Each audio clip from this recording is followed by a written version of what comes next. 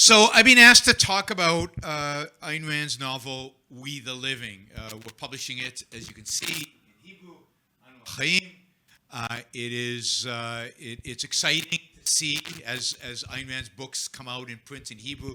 It's always exciting to see, and I think this is just one more step in getting Ayn Rand's ideas out there into the Israeli public and primarily among young people, and getting people excited about her ideas and about her as a novelist as well. We the Living has, I think, a very unique place among Ayn Rand's novels. Because of all of them, it is the most autobiographical. It is the closest Ayn Rand ever came to writing about her own life. She lived We the Living. Right? Now, I don't want to give any plot spoilers, but We the Living is about a young woman who grows up under the Soviet boot, under Soviet culture, under Soviet rules, under Soviet ideas, during that period, and what happens to her. And I won't get into the one difference between real life and the difference in the novel, because I don't want to give the ending of the novel away. I want you to feel, when you read it, the full emotional impact that it has, because it is an incredibly powerful ending. But much of what happens in We the Living is very similar to what happened in Rand's life. Importantly, I think what We the Living does is it really provides us with a picture, a story of what it was like to live under the Soviet Union, but more broadly, what it's like to live under authoritarianism. What it's like to live in a world where your choices don't matter, where your values don't matter, where your opinions don't matter, where at the end of the day, your life doesn't matter to anybody. We the Living depicts that world and what happens to good people in that world, people who are trying to live, trying to survive, trying to succeed at the task, not an easy one, of living, living with a capital L, really living, not just surviving. And of course, authoritarianism, as the book illustrates, I think brilliantly, authoritarianism kills one's ability to live. And if you think about that in a sense as the theme of the novel, everything in the novel is centered around that. Authoritarianism kills life. Because life requires making choices for yourself. Life requires the freedom to use your mind, to use reason, to choose your values, and to choose and to initiate the actions necessary to achieve those values. And to use your mind and to pursue your values requires that you be free, from coercion, that you be free from force, that you be free from authority. And I think of all Ayn Rand's books, We the Living illustrates that the best, because it illustrates what happens not only materially to the heroes, to the people who are trying to live, but what it does to their spirit, what it does to them psychologically, how it eviscerates their soul, and how difficult it is to hold on, to survive, to keep the spirit of living alive in you. The heroine in the story, of course, does, but she's alone. All the other characters, in one way or another, are destroyed by the authoritarianism. Not just physically, because one of them at least survives physically, but spiritually, they are nothing. They are a living death, right? They are dead, they're zombies. They might look alive, but inside they're completely dead. And that's what authoritarianism does. That's what having somebody else make choices for you, having somebody else choose your values for you, having somebody else dictate to you how you can and cannot live, what you can and cannot do, and what you can and cannot think, that's what it does to your soul. So, I think it's really important. And I think this is a book that is incredibly timely right now. It's really important to figure out what causes authoritarianism, what brings it about, what can we do to avoid it at pretty much all costs, because the consequences are so horrific to our individual lives that fighting for it is not an option. It's a necessity. Fighting against authoritarianism is not an option. It is a necessity. So what are the causes of authoritarianism? How do we get to a position where in the Soviet Union, a small group of people got to make decisions for everybody? Got to make decisions for everybody in every aspect that was important to life. How do we get to such a condition? Well, the only way for authoritarianism to rise up, and if you look at communism, and if you look at Nazism, and if you look at fascism, and if you look at, I don't know what they call it today, Putinism, or whatever you want to call it, although he's not yet quite as totalitarian as some of these others, but he certainly seems to be striving in that direction. You see a common thread. And the common thread is an ideology, a philosophy that unfortunately was at the founding of the State of Israel. So it's something we have to watch for and be very, very careful of. And certainly is all over Israel today. And that is the philosophy of collectivism. That is the idea that what matters morally is the group, is the collective, is some kind of well-being of the proletarian, the Aryan race, the society, the state, whatever group you want to fill in. And the individual is nothing but a tool to achieve the well-being of the group. That the individual is nothing. He's meaningless outside of the group.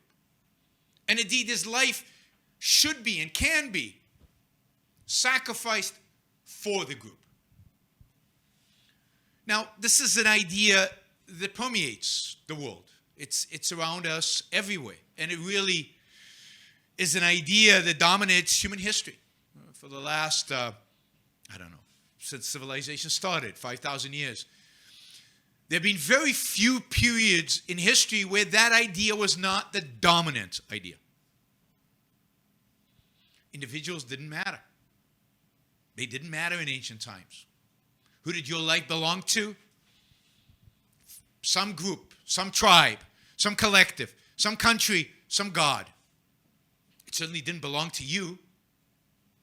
You didn't matter. You were just there to be sacrificed for this greater good, the public interest, the common welfare.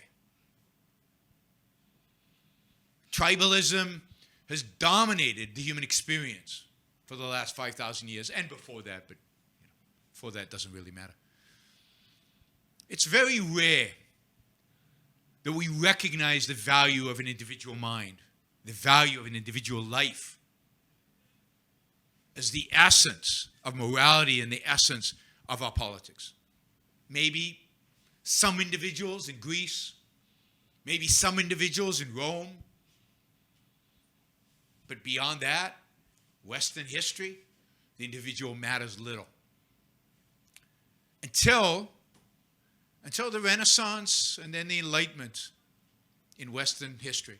Until the idea of human reason, the efficacy of human reason, our ability to know the world, discover the world, understand the world as individuals using our reason, in a sense, was rediscovered from the writings of the Greeks, rediscovered by the thinkers of the Enlightenment.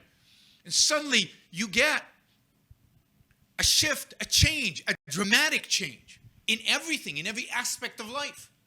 Every aspect of life on planet Earth, at least in the West, changed in the 18th century.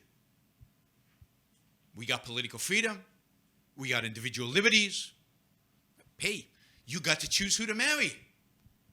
Before that, nobody chose who they married.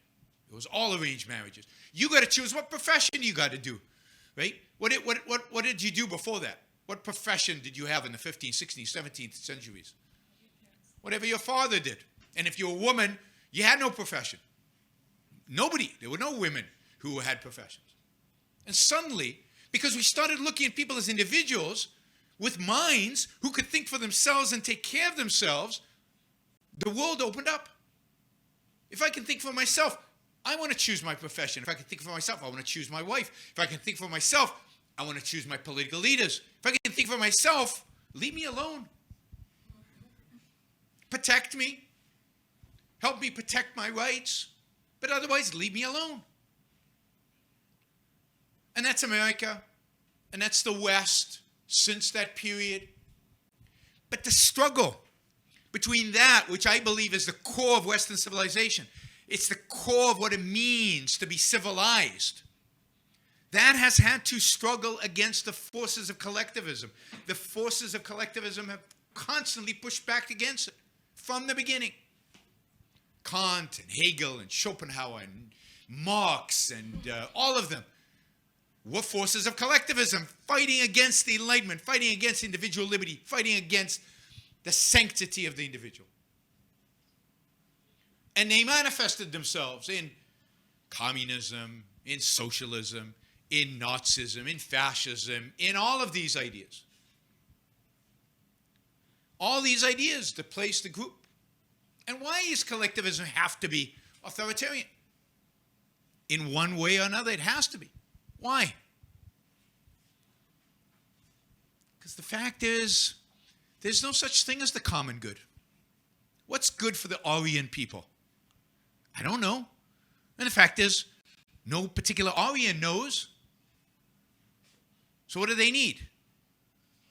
Somebody to commune with the spirit of Aryans. Somebody to commune with the spirit of proletarians. Something to commune with the spirit of the nation. The spirit of the Jews. Whatever. But somebody has to commune with the spirits to be able to guide you, to be able to tell you what is right and what is just. You as an individual are a meaningless cog in this collective. So somebody has to guide. They're always reluctant. But what can you do? Somebody has to lead. So collectivism necessitates authoritarianism of one sort or another. Some of it might be milder, where it's just experts. And sometimes it's full-blown authoritarian, where every aspect of your life is determined by a leader, by political elites. We need to fight this. We need to stop it from happening. And I think We the Living is a great illustration of how bad it can get. And of course, another manifestation of how bad it can get, you can see right now in the war between Russia and Ukraine, that we'll be talking about later. But here's an authoritarian with a dream. A dream. I mean, I take Putin at his word. He has a dream for a greater Russia, a Russian empire. I mean, he said so. He says so in his speeches. And he's representing the Russian people. This is good for the Russian people. Not for any individual Russian. What do they care? And they're asked to die for his dream. But he's communing with the spirit of Russia. He talks about the Ukrainians and the Russians having the same soul and the same spirit. It doesn't look that way right now. The Ukrainians seems to disagree. He has a dream for greater Russia. And he's willing to sacrifice as many people as it takes on both sides. His people don't matter to him. What matters is the dream. What matters is the dream. He said, not that many years ago, he said that the biggest tragedy of the 20th century was not, I don't know, World War I, where tens of millions of people died, or World War II, or the Holocaust. No. The biggest tragedy of the 20th century was the breakup of the Soviet Union. And now he's just remedying that. But why is the Soviet Union of value? To whom? To Mother Russia. To some collective, some spiritual value, some spirit that exists in some mystical realm that he is the only one who can commune with and let us know what is needed, and we must take it back. We're seeing this collectivism. We're seeing this collectivism all over. We're seeing it in the West. We're seeing it in America, and the tribalism that we've experienced over the last decade or so in American politics, in American culture. You're seeing it here in Israel. It is something we need to fight. And the only way to fight it, the only way to fight bad ideas is with good ideas. And the idea that you need to fight against collectivism is the Year of Individualism. And the greatest champion of individualism, I believe, ever, was Ayn Rand. And so I encourage you all to read her books, study her ideas, promote them, get them out there, let them inspire you, and go out, fight the collectivists. We need to do it every day if we want to hold back this historical wave that seems to be coming towards us in the form of authoritarianism and collectivism. So it really is fantastic to see another one of Ayn Rand's books in Hebrew. You know, it will sell well in this country of books among the people of the book. And I look forward every year to coming back to Israel and seeing more growth, more books, more readers is even more important. Thank you, everybody.